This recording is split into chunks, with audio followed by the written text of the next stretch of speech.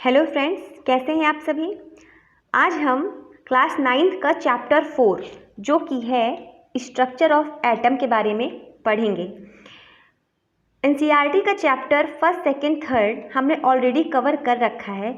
अगर आपने इसे ना देखा हो तो आप जाके इसे देख सकते हैं, ठीक है, और अपने सारे डाउट्स को अच्छे से क्लियर कर सकते हैं और चैप्टर को कवर कर सकते हैं।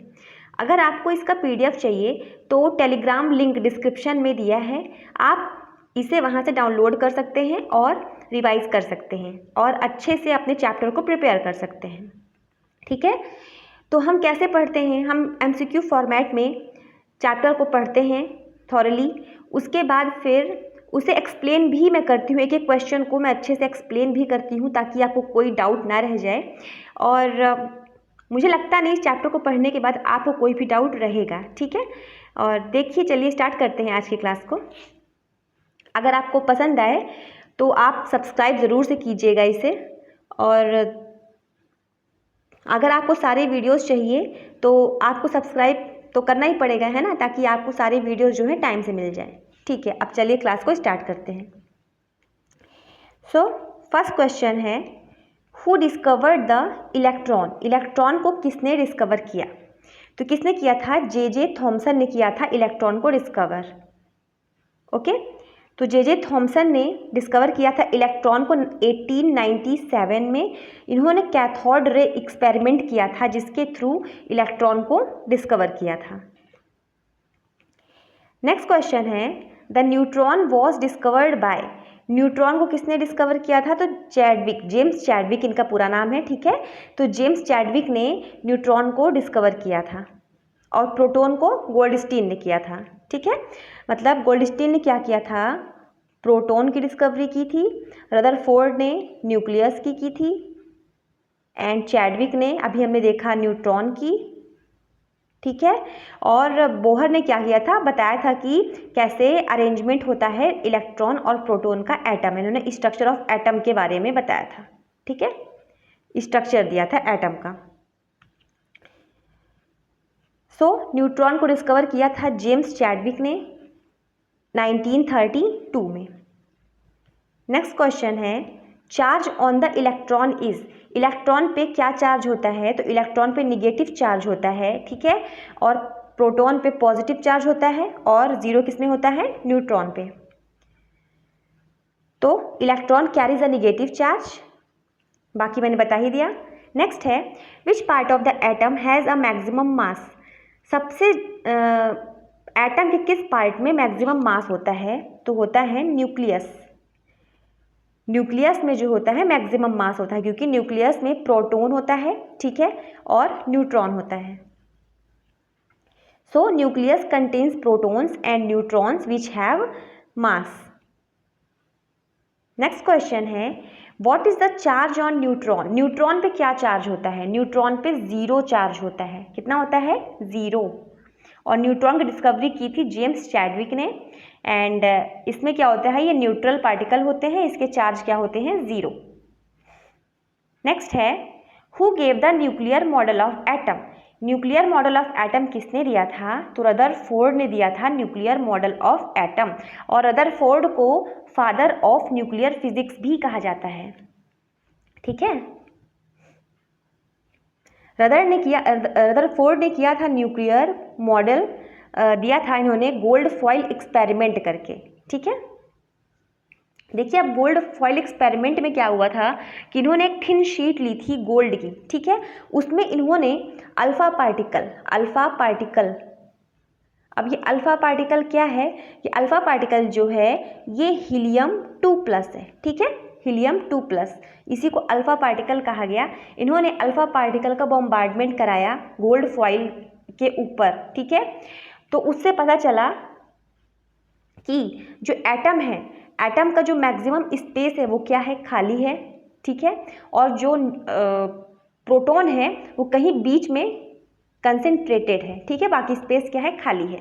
जब इन्होंने एक्सपेरिमेंट कराया था तो क्या हुआ था कि जिसे इन्होंने बॉम्बार्डमेंट कराया तो बाकी चीज़ें क्या हुई? आर पार हो गई, बाकी चीज़ें आर पार हो गई, कुछ क्या हुई?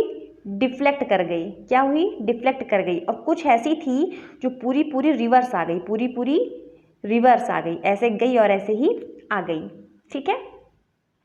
तो इस एक्सपेरिमेंट के थ्रू उन्होंने बताया था कि न्यूक्लियस इसमें प्रेजेंट होता है और न्यूक्लियस में क्या होता है, प्रोटॉन, जो कि एकदम कह सकते हैं कि एक ही जगह पे कंडेंस होता है, एक ही जगह पे कंडेंस होता है, एक ही जगह पे होता है और ये इतना स्मॉल होता है।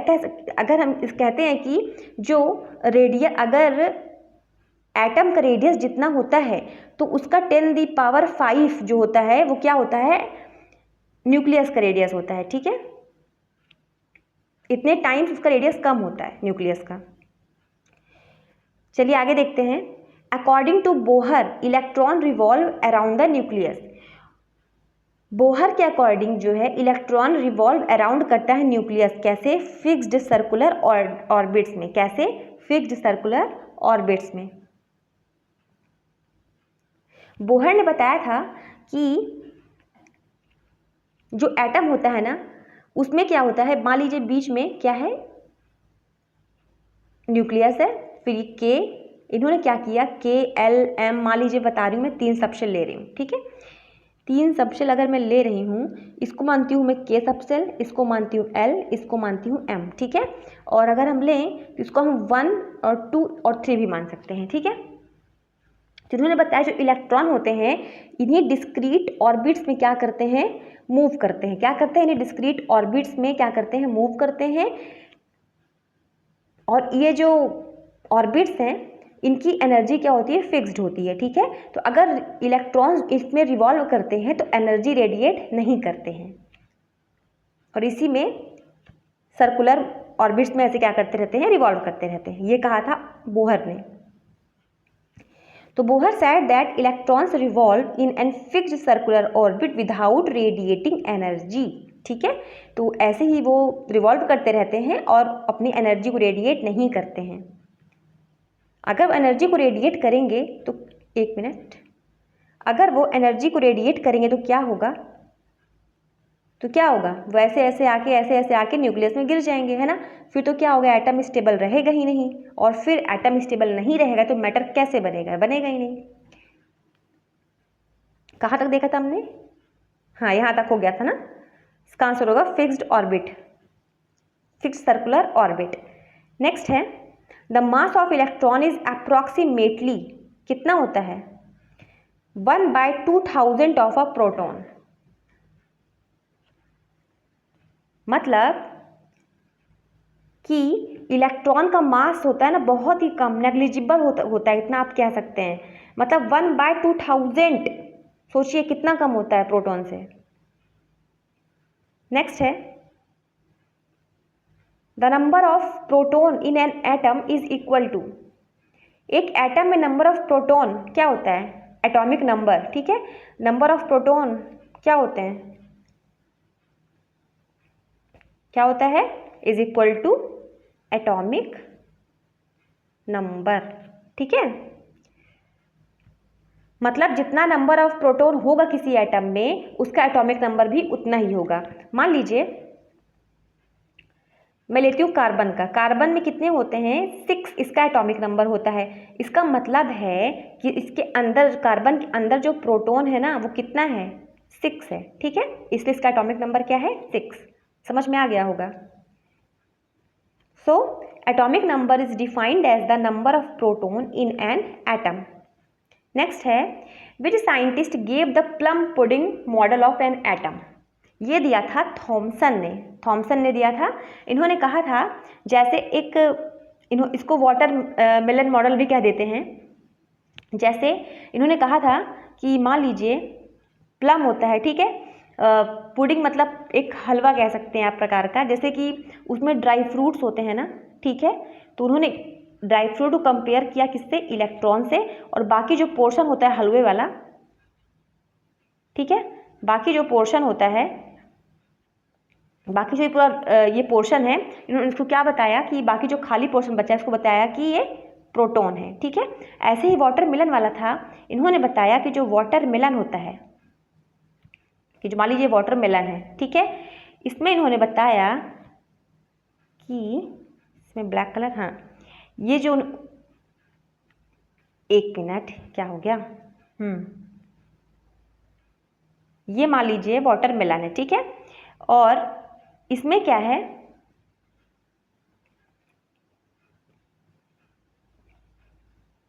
कि ये जो ब्लैक ब्लैक मान लीजिए सीड है, पहले रेड बनाते हैं नहीं तो फिर पूरा गायब हो जाएगा। मान लीजिए इसको मैं पूरा रेड कलर से सेव कर देती हूँ, ठीक है, तो अच्छे समझ में आएगा ना आपको।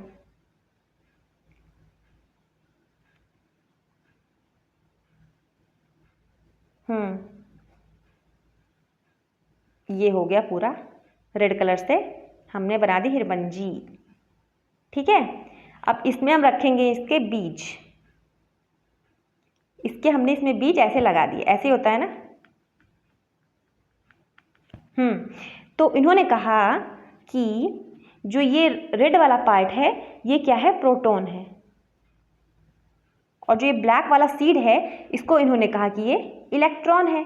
इन्होंने ऐसा अरेंजमेंट बताया एटम का, ठीक है। इन्होंने कहा कि जो प्रोटॉन है वो पूरा रेड पार्ट इसको एज्यूम कर लो वाटरमेलन का, और जो मतलब इसमें बीज हैं वो क्या है, इम्बेडेड हैं इसके अंदर, वो इलेक्ट्रॉन है, ठीक है। तो इसको किसने दिया था, इसको दिया था थॉमसन ने।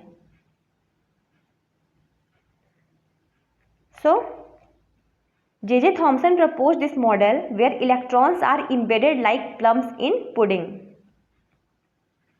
Next है which subatomic particle is not present in a hydrogen atom.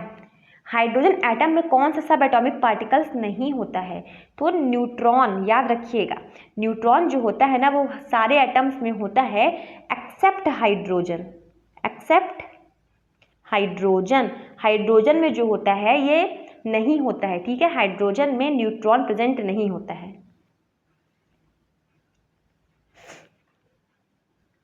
आगे बढ़ते हैं। तो hydrogen atom has 1 proton and 1 electron but no neutron. Next है atomic number of carbon. Carbon में कितने एटॉमिक नंबर होंगे, 6, क्योंकि इसके पास प्रोटॉन कितने हैं, 6। ये मैंने बता ही दिया, एटॉमिक नंबर क्या होता है, number of proton 6 for carbon. Next है mass number of an atom is equal to, mass number मतलब प्रोटॉन प्लस न्यूट्रॉन, ठीक है। मास मान लीजिए न्यूक्लियस है, अब न्यूक्लियस में क्या होता है, ऐसे नहीं, न्यूक्लियस किससे बना होता है, प्रोटॉन प्लस न्यूट्रॉन से मिलके बना होता है, ठीक है। तो जितना प्रोटॉन प्लस न्यूट्रॉन को अगर हम ऐड कर देंगे तो क्या निकल आएगा, मास निकल आएगा, ठीक है, मास नंबर निकल आएगा। तो मास नंबर क्या होता है, number of proton plus number of neutron. Next है the number of electrons in a neutral atom is equal to, neutral atom में नंबर ऑफ इलेक्ट्रॉन किसके बराबर होता है, नंबर ऑफ प्रोटॉन के बराबर। अगर number of electron number of proton के बराबर होगा तभी तो ये न्यूट्रल होगा ना, तभी तो एक दूसरे को न्यूट्रलाइज कर देंगे और इनके ऊपर 0 चार्ज रहेगा फिर। नेक्स्ट है which of the following is an isotope of hydrogen. Hydrogen का आइसोटोप कौन सा है, देखिए हाइड्रोजन जो होता है नॉर्मल उसको हम प्रोटियम बोलते हैं, ठीक है। तो वो ऐसे लिखते हैं 1 1, ये है प्रोटियम और ये है ड्यूटीरियम और ये है ट्राइटियम, ठीक है। तो इसके आइसोटोप कौन है, ये भी है ये भी है, तो इसका आंसर क्या हो जाएगा, बोथ ए एंड बी। इसको बोलते हैं प्रोटियम, इसको बोलते हैं ड्यूटीरियम, इसको बोलते हैं ट्राइटियम। नीचे हम क्या लिखते हैं, एटॉमिक नंबर लिखते हैं, बता देती हूँ इसको आपको एक बार। देखिए मान लीजिए ये कोई एटम एक्स है, ठीक है। नीचे हम क्या लिखते हैं, एटॉमिक नंबर। एटॉमिक,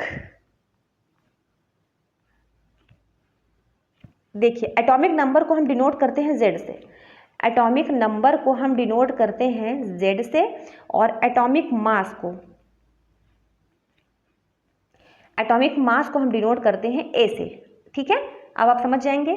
देखिए मान लीजिए एक्स कोई एटम है, नीचे हमने लिखा जेड, ऊपर लिखा ए, इसका मतलब है कि नीचे क्या लिखा हुआ, एटॉमिक नंबर, ऊपर हम क्या लिखते हैं, मास नंबर, ठीक है। तो वैसे ही जो हाइड्रोजन है नीचे क्या लिखा हुआ 1, उसका एटॉमिक नंबर है, ऊपर क्या लिखा हुआ है, मास नंबर, ये है प्रोटियम। नीचे क्या लिखा हुआ है, एटॉमिक नंबर, ऊपर लिखा हुआ है मास नंबर, ये है ड्यूटीरियम। नीचे क्या लिखा हुआ है, एटॉमिक नंबर, ऊपर क्या लिखा हुआ है, मास नंबर, ये है ट्राइटियम, ठीक। तो इसका आंसर क्या होगा, both A and B. Next है which of the following are isobars. अब आइसोटोप क्या होता है, आइसोबार क्या होते हैं। आइसोटोप होते हैं same atomic number but different mass number. Isobar होते हैं same mass number but different atomic number, ठीक है। तो अब यहाँ पे मास नंबर सेम किसका है, कैल्शियम एंड एर्गॉन। अब देखिए ये है मान लीजिए कैल्शियम और ये है एर्गॉन। कैल्शियम का एटॉमिक नंबर होता है 20 और एर्गॉन का एटॉमिक नंबर होता है 18, ठीक है। बट इन दोनों के मास नंबर क्या होते हैं, सेम होते हैं, ठीक। तो इसीलिए क्या हो गया, same mass number but different atomic number is called isobars. Next है the electronic configuration of sodium. Sodium का इलेक्ट्रॉनिक कॉन्फ़िगरेशन क्या होगा। अब सोडियम का इलेक्ट्रॉनिक कॉन्फ़िगरेशन निकालें तो इसका एटॉमिक नंबर होता है 11, तो 2 8 कितना बचा 1, है ना। तो क्या हो जाएगा 2 8 1। अब ये कैसे आया मैं आपको दिखा देती हूँ एक बार बना के। देखिए ये मान लीजिए न्यूक्लियस है और ये है के सब शेल और ये है एल और ये है एम, ठीक। अब एक बात जान लीजिए कि किसी भी एटम में जो आउटर मोस्ट सेल होता है ना उसमें 8 से ज़्यादा, उसमें 8 से ज़्यादा इलेक्ट्रॉन नहीं आएंगे। जो आउटर मोस्ट सबसेल होगा उसमें 8 से ज़्यादा इलेक्ट्रॉन नहीं आते हैं और जो के सबसेल होता है ना उसमें मैक्सिमम इलेक्ट्रॉन्स 2 होते हैं, ठीक है, 2 होते हैं। अब चलिए इसको फिल करते हैं। तो पहले वाले में क्या आ जाएंगे, 2 आ जाएंगे, ठीक है, क्योंकि के में क्या होता है मैक्सिमम इलेक्ट्रॉन 2 ही भर सकते हैं। के में 2 से ज़्यादा इलेक्ट्रॉन नहीं भर जाएगा, मैक्सिमम 2 ही रहेगा। और इसमें हम 8 भर सकते हैं, 1 2 3 4 5 6 7 8, ठीक है, 8 हो गए। तो 2 8 हो गए। अब इसमें 8 से ज़्यादा भर नहीं जाएगा तो हमें नेक्स्ट सबसेल में जाना पड़ेगा, नेक्स्ट ऑर्बिट में जाना पड़ेगा।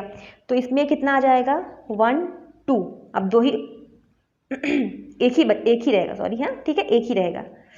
तो इसमें ये वाला नहीं रहेगा, सिर्फ एक ही रहेगा, ठीक है। अब एक बचा उसको हमने कहाँ ट्रांसफर कर दिया, के एल एम एम वाले में कर दिया, है ना। तो इसका क्या हो गया, इसमें आ गया 2, इसमें है, देखिए इसमें है 2, इसमें कितना है 8 है और इसमें कितना है 1 है, ठीक है। 8 2 10 1 11 11 हो गया। तो ये आएगा इसका आंसर। समझ में आया कैसे मतलब ये 2 8 बनाया। चलिए नेक्स्ट देखते हैं। Maximum number of electron in M shell is. M shell में मैक्सिमम नंबर ऑफ इलेक्ट्रॉन कितने हो सकते हैं। देखिए अगर हमें किसी का मैक्सिमम नंबर ऑफ इलेक्ट्रॉन निकालना हो तो एक फॉर्मूला होता है 2n², ठीक। n क्या है, नंबर ऑफ सबशेल, ठीक है। के के लिए हम 1 लिखते हैं, के के लिए हम क्या लिखते हैं 1 लिखते हैं। एल के लिए, एम के लिए, एन के लिए, के लिए हम लिखते हैं एल, एल के लिए 2, एम के लिए 3, एन के लिए 4। अब फॉर्मूला क्या है 2n², फॉर्मूला क्या है 2n²। अब देखिए 2 लिखा हमने, n कितना है 1, अब 1 का अगर स्क्वायर करेंगे तो 1 ही आएगा, तो आ जाएगा 2। मतलब के सबशेल में हम मैक्सिमम इलेक्ट्रॉन 2 डाल सकते हैं। एल में देखें तो 2, उसके बाद 2 सबसेल है, स्क्वायर करेंगे तो क्या आ जाएगा 2 2 जा 4, तो 2 × 4 तो कितना आ जाएगा 8। तो एल में हम कितना भर सकते हैं 8 भर सकते हैं। एम में देखते हैं, एम में कितना, एम का कितना होता है 3, तो 2 × 3 का स्क्वायर कितना हो जाएगा 2 × 3 3 जा 9, तो क्या आ जाएगा 9 2 जा 18। मतलब एम में मैक्सिमम इलेक्ट्रॉन 18 आ सकते हैं, ठीक है। उसके बाद एन, अगर हम एन देखें तो एन का कितना होता है 4, 2n² फॉर्मूला होता है, 4 का स्क्वायर कितना हो जाएगा 2 × 4 4 जा 16, तो कितना आ जाएगा मैक्सिमम 32। समझ में आई बात। यहाँ पे m का पूछा है तो के एल एम कितना हो जाएगा 18। कैसे बता चुकी हूँ आपको कैसे, ठीक है। चलिए आगे बढ़ते हैं।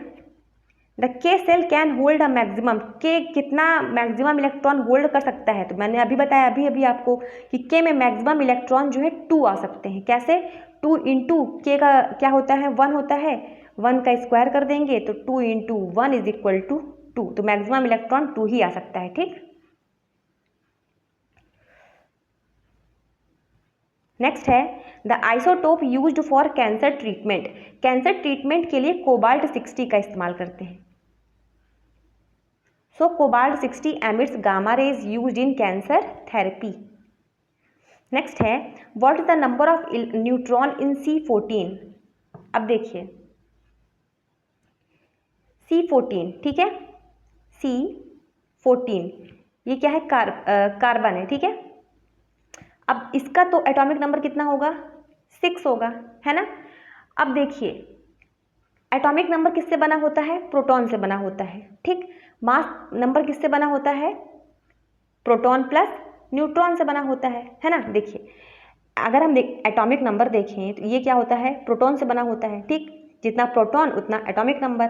अगर हम मास नंबर देखें तो इसमें क्या होता है, प्रोटॉन होता है प्लस न्यूट्रॉन होता है। ठीक है, तो मतलब जो ये 14 है इसमें प्रोटॉन भी है और न्यूट्रॉन भी है। ठीक है, तो अगर इस C6 एंड 14, तो 14 में प्रोटॉन भी है न्यूट्रॉन भी है, और हमने देखा प्रोटॉन कितना है, 6। अगर 6 प्रोटॉन है तो न्यूट्रॉन कितने होंगे, 8, तभी तो 14 आएगा, है ना। क्या हो जाएगा इसका आंसर, 8। आप इसे डायरेक्ट माइनस करके भी निकाल सकते हैं। Mass number minus atomic number कितना आ जाएगा, 14 माइनस 6 इज इक्वल टू 8। समझ में आया। देखिए मैं फिर से एक बार बता दे रही हूँ इसको ताकि कोई कंफ्यूज ना हो। देखिए C6 और 14, आप इसमें से इसको घटा दीजिए तो 14 माइनस 6 कितना आ जाएगा, 8 आ जाएगा। यही तो इसका आंसर हो जाएगा। ठीक, नेक्स्ट है total number of electron in magnesium 2+। अब देखिए इसमें क्या लिखा हुआ है, मैग्नीशियम 2+, इसका एटॉमिक नंबर दे रखा है 12। अब ये 2+ चार्ज है, इसमें नंबर ऑफ इलेक्ट्रॉन कितने हैं। अब देखिए किसी भी एटम में, एटम क्या होता है, न्यूट्रल होता है ना, मतलब उसमें इलेक्ट्रॉन और प्रोटॉन क्या होते हैं, बराबर होते हैं। अब इसमें 2+, मतलब इसके पास प्रोटॉन ज़्यादा है, इसने अपना 2 इलेक्ट्रॉन किसी को दे दिया होगा। ठीक है, तो इसमें क्या टोटल नंबर ऑफ इलेक्ट्रॉन कितने हो जाएंगे। अब इसके पास 12 इलेक्ट्रॉन थे तो 12 प्रोटॉन भी थे, इसने अपना 2 इलेक्ट्रॉन किसी को दे दिया, तो इसने क्या किया, 2 इलेक्ट्रॉन किसी को दे दिया, इसके पास कितने बचे, 10 इलेक्ट्रॉन बचे होंगे, है ना। तो आंसर क्या आएगा इसका, 10। नेक्स्ट है, आप इसको डायरेक्ट भी निकाल सकते हैं।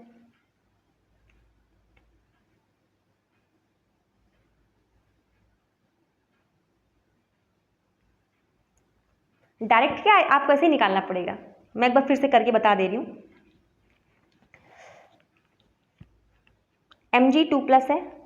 ठीक, इसमें जो है प्रोटॉन कितने हैं, 12।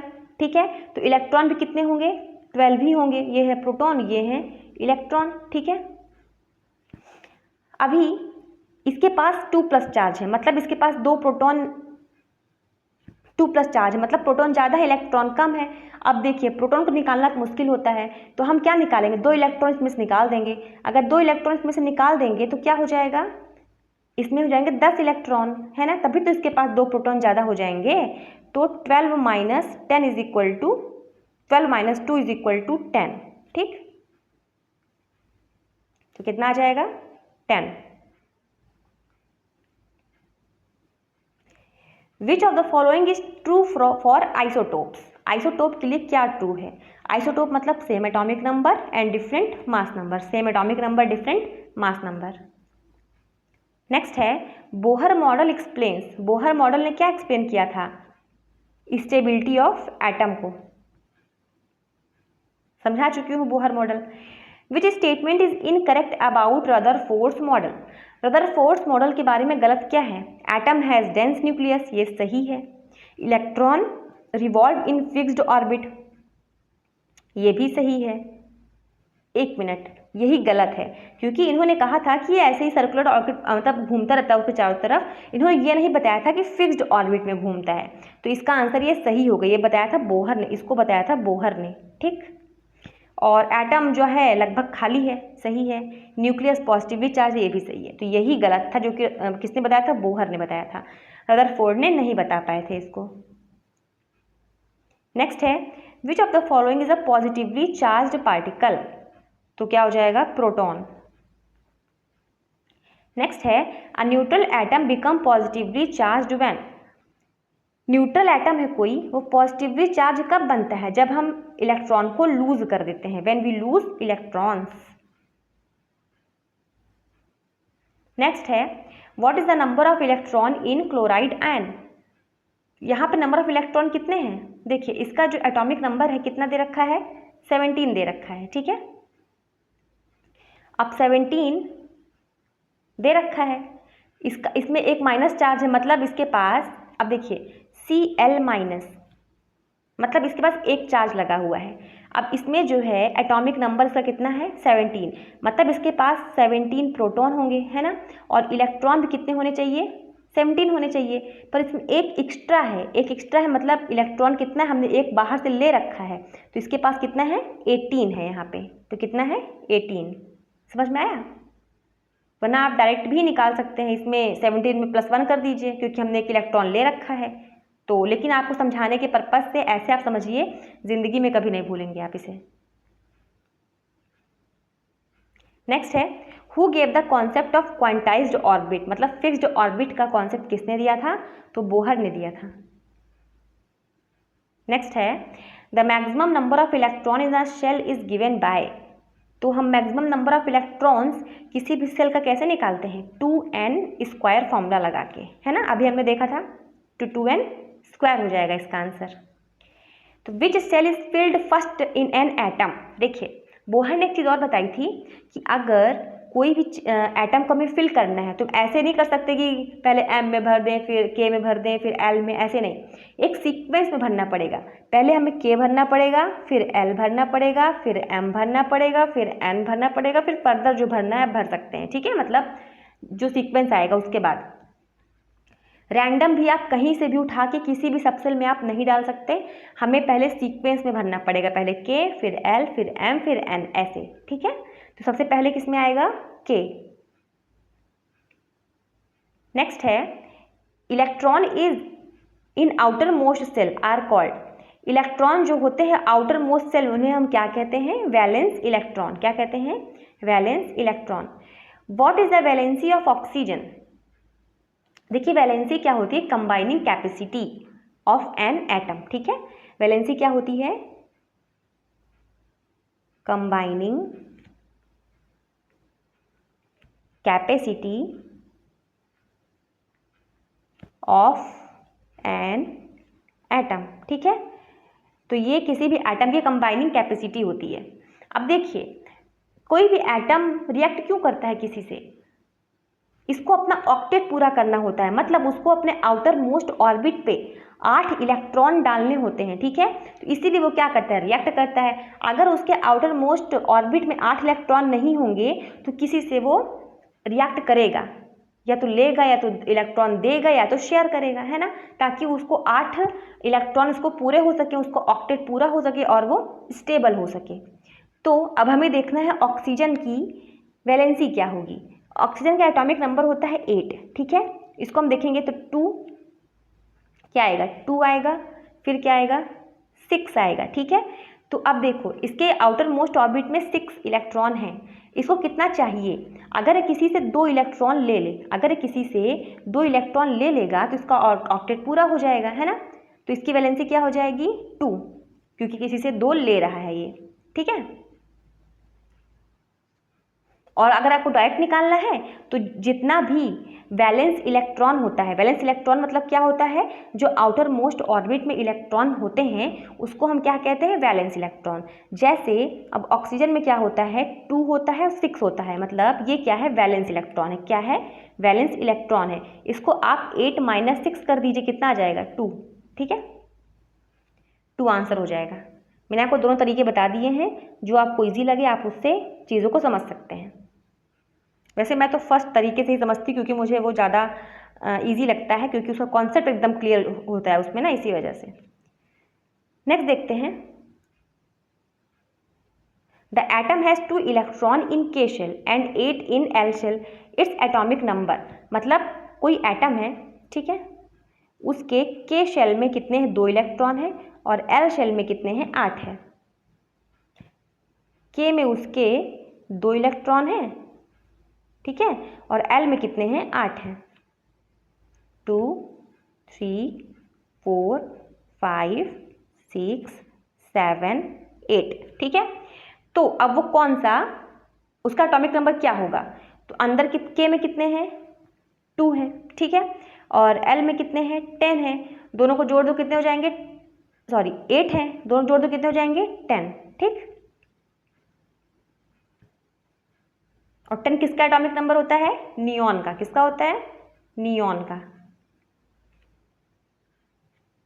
चलिए नेक्स्ट देखते हैं अब।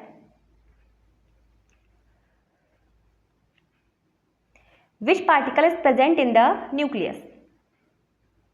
न्यूक्लियस में कौन सा पार्टिकल प्रेजेंट होता है, तो प्रोटॉन एंड न्यूट्रॉन। नेक्स्ट है isotope of an element have. किसी भी एलिमेंट के आइसोटोप जो होते हैं वो क्या होते हैं, सेम, उसमें क्या होता है same number of electrons and, देखिए आइसोटोप्स का तो same atomic number and different mass number, तो उसमें क्या होंगे प्रोटॉन क्या होंगे, सेम होंगे, सेम नंबर ऑफ प्रोटॉन होंगे, क्या होंगे सेम नंबर ऑफ प्रोटॉन्स, ठीक है। नेक्स्ट है which among the following is not a सब एटॉमिक पार्टिकल। इसमें सब एटॉमिक पार्टिकल कौन सा नहीं है, तो इलेक्ट्रॉन भी है, प्रोटॉन भी है, न्यूट्रॉन भी है, आयन सब एटॉमिक पार्टिकल्स नहीं है, ठीक है। नेक्स्ट देखते हैं What is the mass number of an atom with 11 protons and 12 neutrons? मतलब कि अगर कोई मास नंबर कहाँ होता है, न्यूक्लियस सारे मास होते हैं, ठीक है, इसको हम न्यूक्लियस मान लेते हैं। इसमें क्या है 11 प्रोटॉन है प्लस 12 न्यूट्रॉन है, दोनों को ऐड कर दो कितना आ जाएगा 23 आ जाएगा।